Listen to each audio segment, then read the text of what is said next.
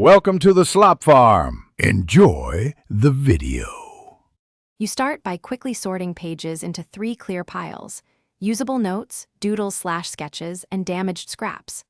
Once done, decide the immediate purpose, for example, planner inserts or collage material, because that choice determines trimming and preservation steps. Make sure to gather scissors, a ruler, glue, a hole punch, and labels. These let you cut, bind, and organize efficiently.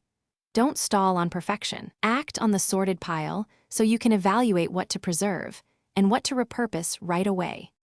You now convert pages into their new form.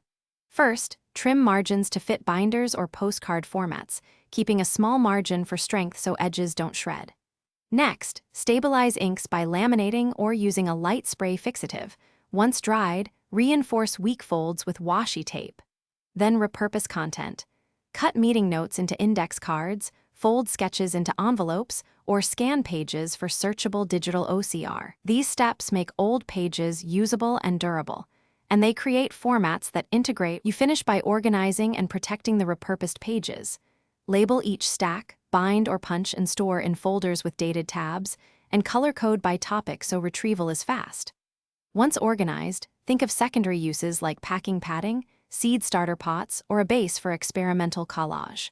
If problems arise, ink bleeding, brittle paper, or crooked scans, humidify briefly in a sealed container, press flat under weight, or rescan at higher contrast.